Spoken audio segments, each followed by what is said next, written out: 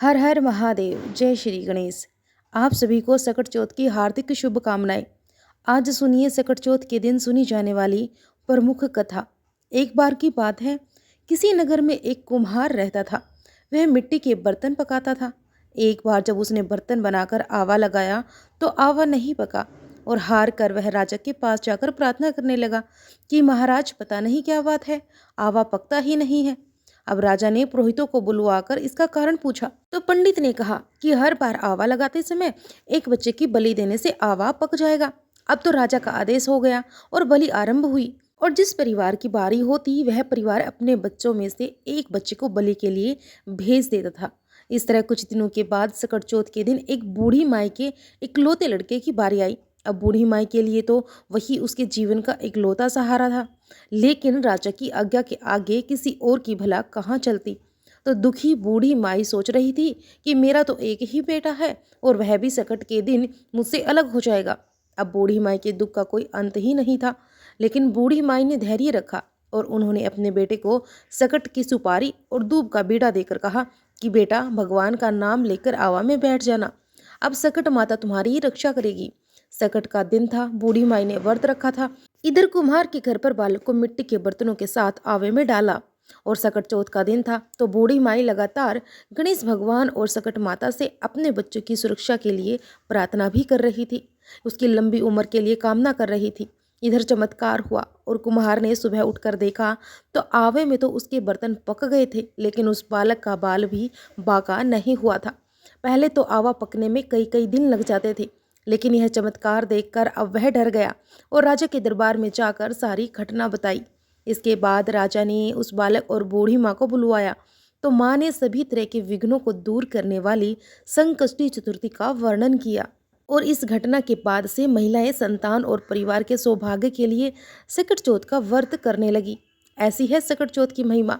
जो जिस कामना से व्रत रखता है, पूजा करके कथा का श्रवण करता है और गणेश भगवान और सकट माता उनकी सभी मनोकामनाएं पूर्ण करती है। तो बोलिए सकट माता की जय हो, गणेश भगवान की जय हो। अब सुनिए सकट चौथ की देवरानी और जेठानी की कहानी।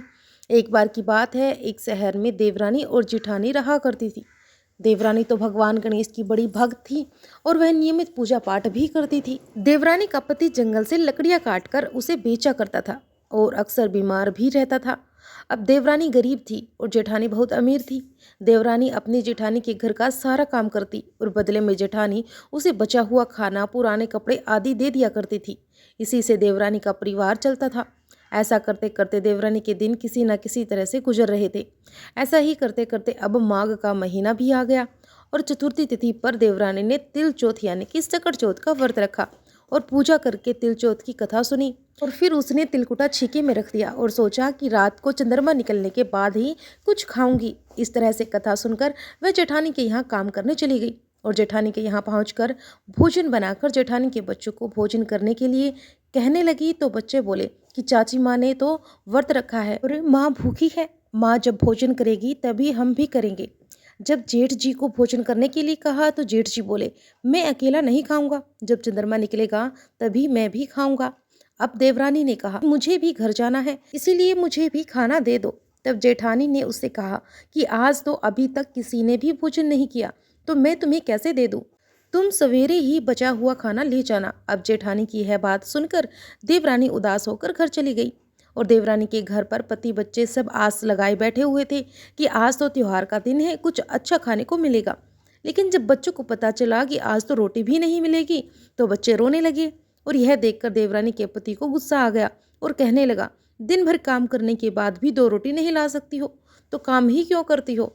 अब पति ने गुस्से में आकर पत्नी को कपड़े धोने के धोवन से पीटा और धोवन हाथ से छूट गया तो पाटे से मारा। वह बेचारी गणेश जी को याद करती हुई रोते रोते पानी पीकर सो गई।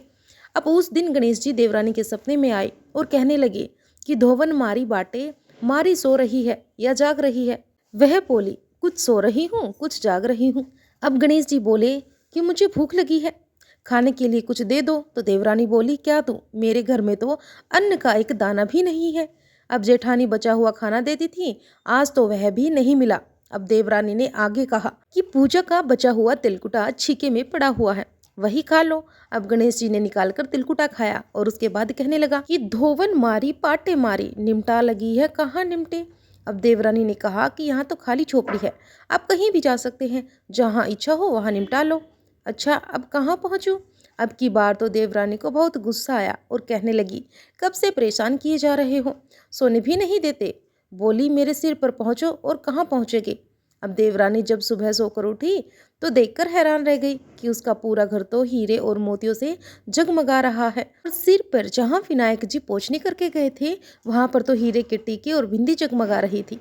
अब देवरानी जेठानी के यहाँ काम करने नहीं गई और जेठानी ने कुछ देर तक तो उसका इंतजार किया, फिर बच्चों को देवरानी को बुलाने के लिए भेज दिया। अब जेठानी ने सोचा कल खाना नहीं दिया था, इसीलिए शायद देवरानी बुरा मान गई होगी।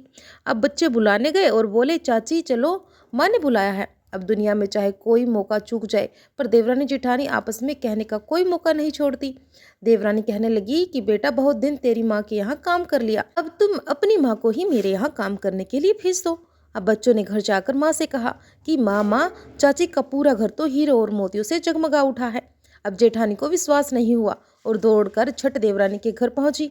देखकर हैरान रह गई और पूछा, यह सब कैसे हो गया। तब देवरानी ने जेठानी को रात में हुई सारी घटना बताई, जो कुछ भी उसके साथ हुआ था। एक एक बात सच सच बता दी, क्योंकि वह दिल की बहुत सच्ची थी। अब तो घर लौटकर जेठानी ने कुछ सोचा और अपने पति से कहने लगी कि सुनिए, आज आप मुझे धोवन और पाटे से मारो। अब उसका पति बोला, अरे भलमानस, मैंने तो कभी तुम पर हाथ तक नहीं उठाया, मैं भला तुम्हें धोवन और पाटे से कैसे मार सकता हूँ। पर वह नहीं मानी और जिद करने लगी। आखिरकार मजबूर होकर पति को उसे मारना ही पड़ा और मार खाने के बाद उसने ढेर सारा घी डालकर चूरमा बनाया और छीके में रखकर सो गई। अब रात को विनायक जी जेठानी के सपने में भी आए और कहने लगे कि भूख लगी है, मैं क्या खाऊं। अब जेठानी बोली कि हे भगवान गणेश, आपने तो मेरी देवरानी के घर पर एक चुटकी सूखा तिलकुट खाया था, मैंने तो झड़ते ही घी का चूरमा बनाया है और आपके लिए छीके में रखा है, साथ ही साथ फल और मेवे भी रखे हैं, जो आपकी इच्छा हो खा लो। अब गणेश जी बोले, खा लिया, अब बताओ निपटे कहाँ। जेठानी बोली, उसके यहाँ तो टूटी हुई झोपड़ी थी, मेरे यहाँ तो बहुत अच्छा महल है, जहाँ चाहो निपट सकते हो। तो गणेश जी ने पूछा, अच्छा अब बताओ पोछू कहाँ। वो बोली, मेरे माथे पर बड़ी सी बिंदी लगाकर पोछ लो। अब धन की भूखी लालची जेठानी रात भर खुशी से फूली नहीं समा रही थी। सोच रही थी कि सुबह जब वह उठेगी तो पूरा घर हीरे मोती सोने जवाहरात चांदी से भरा मिलेगा। अब वह सोचते हुए सुबह जल्दी उठ गई, लेकिन यह क्या उसने देखा तो हैरान रह गई। उसका पूरा घर गंदगी और बदबू से भरा हुआ था और वहीं उसके सिर पर भी बहुत सी गंदगी लगी हुई थी। यह सब देखकर जेठानी ने अपना माथा पीट लिया और कहने लगी कि हे गणेश जी महाराज, यह आपने क्या किया, मुझसे रूठे और देवरानी पर टूटे। अब जेठानी ने घर साफ करने की बहुत कोशिश की, परंतु गंदगी तो और ज़्यादा फैलती गई। अब जेठानी के पति को मालूम हुआ तो वह भी बहुत गुस्सा हुआ और फिर बोला, तेरे पास तो इतना सब कुछ था, फिर भी तेरा मन नहीं भरा। परेशान होकर जेठानी चौथ के विनायक जी से मदद मांगने लगी, विनती करने लगी कि हे गणपति जी, मुझसे बड़ी भूल हुई है, मुझे क्षमा करो। विनायक जी ने कहा कि देवरानी से जलन के कारण जो तूने किया है ना, यह उसी का फल है जो तुझे मिला है। अब तू अपने धन में से आधा उसे देगी, तभी ये साफ होगा। अब गणेश जी के कहने पर उसने आधा धन तो बांट लिया, लेकिन मोहरों की एक हांडी चूल्हे के नीचे गाड़ कर रख दी। उसने सोचा किसी को पता नहीं चलेगा और उसने उस धन को नहीं बांटा। अब गणेश भगवान तो सब कुछ जानते हैं। जेठानी ने अब गणेश भगवान से कहा कि चौथ विनायक जी, अब तो अपना यह बिखरावा समेट लो। वे बोले, पहले चूल्हे के नीचे गाड़ी हुई मोहरों की हांडी और ताक में रखी हुई सुई की भी पाती कर, इनका भी बंटवारा कर। इस तरह विनायक जी ने सुई जैसी छोटी चीज का भी बंटवारा करवाकर अपनी माया समेटी और देखते ही देखते जेठानी के घर की गंदगी साफ हो गई। हे गणेश जी महाराज, जैसे आपने देवरानी पर कृपा की है वैसे सब पर करना। कहानी कहने वाले, सुनने वाले और ओंकारे भरने वाले सब पर अपनी कृपा करना, किंतु जेठानी को जैसी सजा दी वैसी किसी को मत देना। अब बोलिए गणेश जी महाराज की जय हो। संकष्टी चतुर्थी के दिन भगवान श्री गणेश और अपने सभी आराध्य देवी देवताओं की पूजा करने के बाद इस व्रत कथा को अवश्य सुनना चाहिए। पौराणिक कथा के अनुसार एक बार माता पार्वती स्नान करने के लिए जा रही थी। तब उन्होंने अपने शरीर के उपटन से एक मूर्ति का निर्माण किया, जिसमें उन्होंने प्राण प्रतिष्ठा की और वह एक बालक के रूप में जी उठा। माता पार्वती ने उसका नाम रख दिया गणेश। तब उन्होंने अपने पुत्र गणेश को आदेश दिया कि पुत्र, जब तक मैं स्नान करके वापस ना लौटूं तब तक किसी को भी अंदर मत आने देना। अब गणेश जी अपनी माँ की आज्ञा का पालन करते हुए दरवाजे के बाहर ही खड़े होकर पहरा देने लगे। ठीक उसी समय भगवान शिव माता पार्वती से मिलने पहुंचे, लेकिन गणेश जी तो माँ की आज्ञा का पालन कर रहे थे और माँ के सच्चे भक्त थे। उन्होंने शिव जी को अंदर जाने से रोक दिया। पहले तो भगवान शिव ने उस बालक को प्यार से समझाया, लेकिन जब वह नहीं माना तब भगवान शिव ने क्रोधित होकर त्रिशूल से बालक गणेश जी की गर्दन धड़ से अलग कर दी। इधर पार्वती जी ने बाहर से आ रही आवाजें सुनी तो भागती हुई स्नान घर से बाहर आई और बाहर आकर देखा तो उनके पुत्र गणेश की तो गर्दन कटी हुई है। यह देखकर वह घबरा गई और विलाप करने लगी। तब भगवान शिव को उन्होंने बताया कि यह उनका अपना पुत्र है।